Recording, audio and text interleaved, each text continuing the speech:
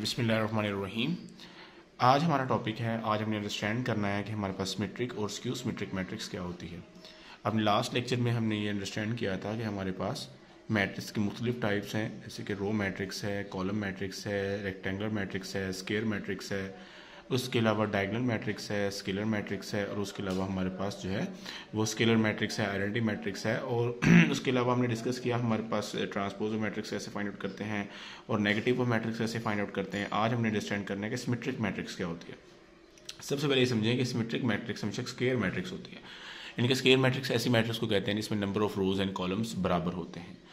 तो ऐसी मैट्रिक्स जिसका हम ट्रांसपोज लें और ट्रांसपोज लेने के बाद वो उसी मैट्रिक्स के बराबर आ जाए तो उस मैट्रिक्स को हम सिमेट्रिक मैट्रिक्स कहते हैं। फॉर एग्जांपल एक मैट्रिक्स थी और मैंने उस एक मैट्रिक्स का ट्रांसपोज लिया, जैसे ही मैंने उसका ट्रांसपोज लिया और वो उसी मैट्रिक्स के बराबर आ गई तो हम ये कहेंगे कि ये मैट्रिक्स ए जो है ये सिमेट्रिक मैट्रिक्स है। क्यों? क्योंकि इसका ट्रांसपोज लेने से ये उसी के बराबर आ गई। So that's why we said it symmetric matrix. एक सिमेट्रिक मैट्रिक्स है। फॉर एग्जाम्पल आपके पास एक मैट्रिक्स है, हमने अपने लास्ट लेक्चर में समझा कि मैट्रिक्स का ट्रांसपोज कैसे लेते हैं। हम जब इसका ट्रांसपोज लेंगे तो हम इसकी जो रो है उसको कॉलम बना देंगे। फर्स्ट करें ये एक मैट्रिक्स है, मैं इसका ट्रांसपोज ले रहा हूँ तो ये जो रो है इसको मैं क्या बना दूंगा, कॉलम बना दूंगा, और ये जो रो है इसको भी मैं क्या बना दूंगा, कॉलम बना दूंगा। तो ए का जब ट्रांसपोज लेंगे तो वो ये आएगा ए का ट्रांसपोज इज इक्वल टू 2 3, यानी कि मैंने रो को कॉलम बनाया है, और ये क्या है 3 5, इसको मैंने कॉलम बना दिया। तो आप देखें ये भी 2 3 3 5 है और ये भी 2 3 3 5 है। तो ऐसी मैट्रिक्स है जिसका ट्रांसपोज लेने से इस पर कोई भी फर्क नहीं पड़ा। तो ऐसी मैट्रिक्स जिसका ट्रांसपोज लें और वो उसी के बराबर आ जाए तो उस मैट्रिक्स को हम क्या कहेंगे, सिमेट्रिक मैट्रिक्स। तो चनाचे ए का ट्रांसपोज लिया तो वो ए ही के बराबर आ गया है, तो चनाचे ये जो मैट्रिक्स ए है ये एक सिमेट्रिक मैट्रिक्स होगी क्योंकि इसका हमने ट्रांसपोज लिया तो ये उसी के ही बराबर आ गया। अब दूसरी मैट्रिक्स जो इंपॉर्टेंट है वो हमारे पास है स्क्यू सिमेट्रिक मैट्रिक्स। तो स्क्यू सिमेट्रिक मैट्रिक्स ऐसी मैट्रिक्स को कहते हैं कि जिसका ट्रांसपोज लें वो उसके बराबर ना आए बल्कि वो उसके नेगेटिव ऑफ मैट्रिक्स के बराबर आ जाए। यानी कि आप देख सकते हैं यहाँ मैंने इसकी कंडीशन लिखी है कि स्क्यू सिमेट्रिक मैट्रिक्स और सिमेट्रिक मैट्रिक्स में सिर्फ यही फर्क है, सिमेट्रिक मैट्रिक्स में मैट्रिक्स का ट्रांसपोज लें वो उसी के बराबर आ जाता है, जबकि स्क्यू सिमेट्रिक मैट्रिक्स में वो उसके नेगेटिव के बराबर आता है।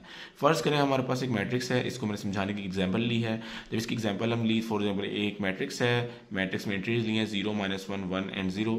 जब हम इसका ट्रांसपोज लेंगे तो ट्रांसपोज लेने से होगा क्या कि ये जो रो है इस कॉलम है इसको हमने रो बना दिया है और ये जो कॉलम है इसको हमने रो बना दिया है।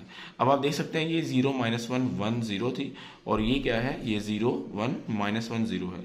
ये दोनों सेम नहीं है। लेकिन अगर ये किया जाए कि मैं इसमें से माइनस को कॉमन ले लूँ, तो जब मैं माइनस को कॉमन लूँगा तो ये बन जाएगी 0, ये बन जाएगी -1, ये बन जाएगी 1 और ये बन जाएगी 0।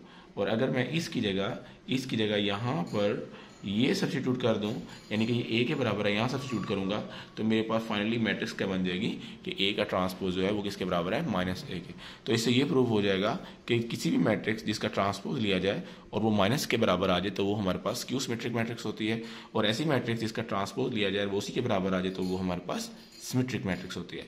तो होपफुली आपने अंडरस्टैंड किया होगा कि हमारे पास सिमेट्रिक और स्क्यू सिमेट्रिक मैट्रिक्स क्या होती है। याद रखें इसकी कंडीशन लाजमी है कि ये दोनों मैट्रिक्स स्क्वायर होनी चाहिए। स्क्वायर मैट्रिक्स क्या होती है, जिसमें number of rose and column बराबर होते हैं। तो आज हमारी डेफिनेशन जो है मैट्रिक्स से रिलेटेड वो मुकम्मल हुई।